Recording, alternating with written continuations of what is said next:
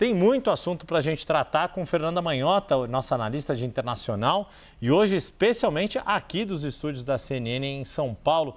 Fernanda, muito boa tarde. Por onde começamos essa avalanche de informações da parte de Donald Trump? Dizendo aquilo que ele disse que iria fazer, que iria aplicar tarifas recíprocas a países que taxam produtos exportados pelos americanos, citando o Brasil, o etanol brasileiro como um exemplo e falando dos BRICS. O quanto nós estamos sendo atingidos de forma colateral, digamos assim, porque o alvo principal é a China ou não? Ou também somos um alvo prioritário a despeito de a balança comercial entre Brasil e Estados Unidos ser superavitária para os americanos. Boa tarde, bem-vinda. Oi, Yuri, boa tarde a você, a todos que nos acompanham no 360. O cardápio de hoje veio repleto, né? Não exatamente de novidades, porque esse é mais um capítulo da saga protecionista que o presidente Trump já havia anunciado que praticaria e que agora coloca de fato em vigor.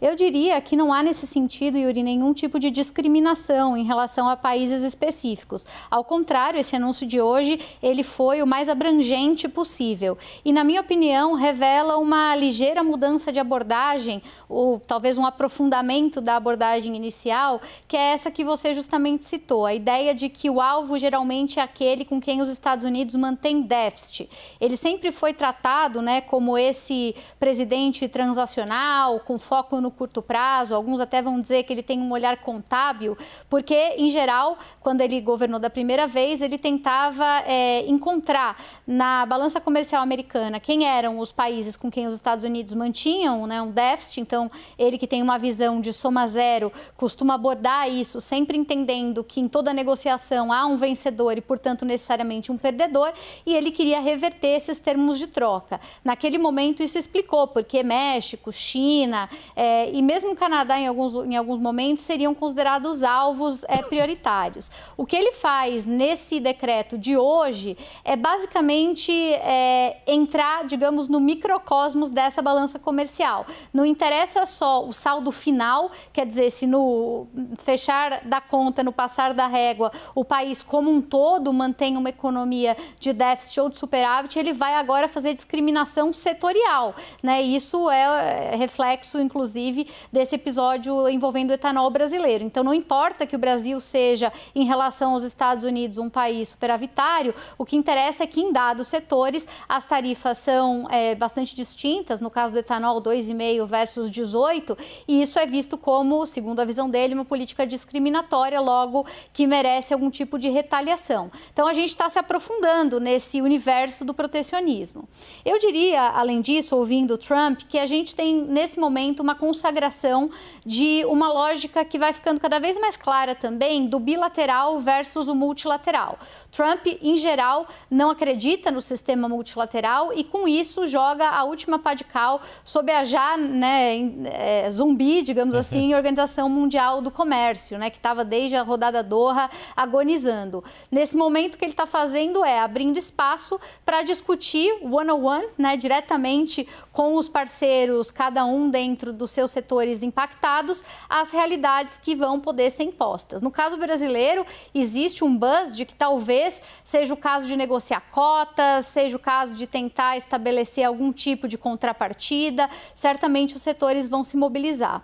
Além disso, estava aqui anotando enquanto eu escutava ele falar, que me chamou muito a atenção uma outra coisa que ele disse. Ele citava ali o caso europeu, e isso também pode ser usado em outras situações como o Brasil. Existe nas técnicas de negociação internacional uma expressão que é a chamada de issue linkage, né, bem conhecida. É mais ou menos como se a gente estivesse falando de casamento de estratégia, né? Fazendo a tradução assim literal. Ou seja, você condiciona uma determinada medida em uma área em particular a algo que você deseja em outra área que, em tese, não tem nada a ver com a primeira. Ele, quando falava das tarifas que podem sim impactar a realidade europeia e a relação com a Europa, dos Estados Unidos, ele disse, olha, mas a gente precisa colocar nessa conta o fato de que os Estados Unidos subsidiam a segurança europeia via OTAN e que os europeus, né, como eles sempre diz, não arcam com os próprios custos de defesa.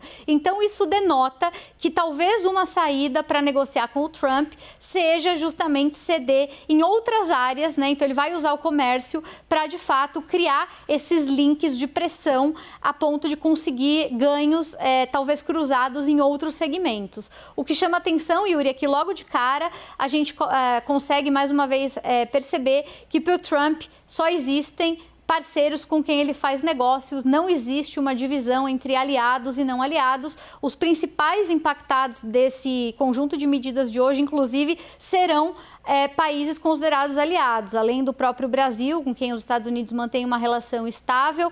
Certamente os países europeus serão muito impactados pelas tarifas recíprocas, e um país que tem ficado assim, digamos, numa postura morna, tem evitado aparecer na polêmica, mas que é estratégico para os Estados Unidos é a Índia.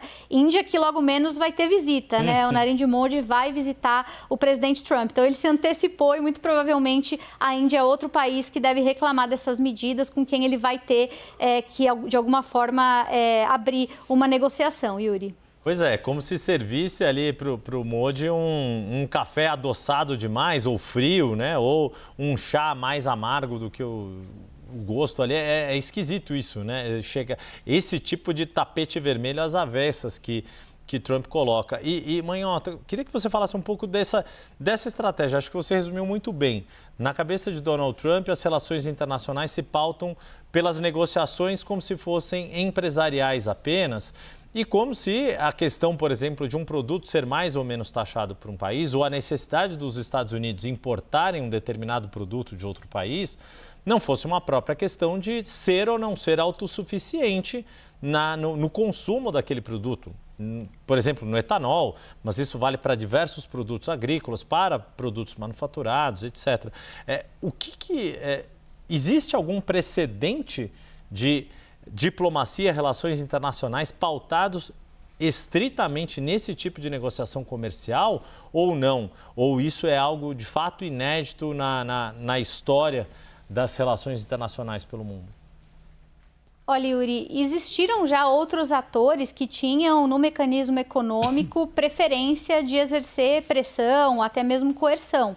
Então, digamos que a carta econômica, principalmente para uma superpotência como são os Estados Unidos, de fato não é novidade. Agora, a restrição, digamos, de medidas a essa estratégia e, portanto, o esvaziamento de outros mecanismos de acesso e de diálogo realmente chama atenção. Além disso, também chama atenção o fato de que, se no primeiro governo Trump fazia isso com foco muito particular em países em torno dos quais há um certo consenso, mesmo entre a opinião pública americana, um consenso bipartidário, tipo a própria China, até mesmo a Rússia, agora essa abordagem, ela se democratiza, digamos assim, e isso é, de alguma maneira, novidade na abordagem dos Estados Unidos. Os Estados Unidos, Yuri, que, como você sabe e a Priscila descrevia, foram os responsáveis por criar essa estrutura de governança internacional que a gente conhece e vive até hoje, né? Então, depois da Segunda Guerra Mundial, o sistema de Bretton Woods que você mencionou, com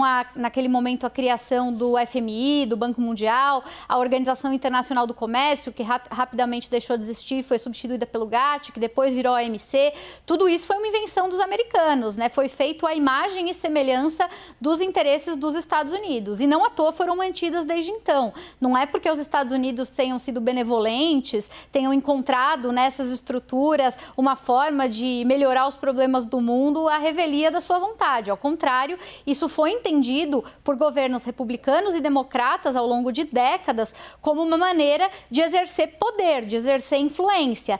E isso que o Trump fez no primeiro governo e retoma agora com ainda mais audácia, é um desidratar da própria grande estratégia de inserção internacional do país. E isso, de fato, não tem precedentes nos Estados Unidos. Ele, inclusive, Yuri, tem testado os próprios limites da lei nos Estados Unidos. Algumas coisas são tão novas que há até uma certa dificuldade em reagir por parte das instituições. Vou dar um exemplo. Da última vez, em 2017, quando houve esse debate sobre taxar alumínio e aço nos Estados Unidos, o Brasil, na época, foi também um dos países impactados, acabou depois negociando cotas.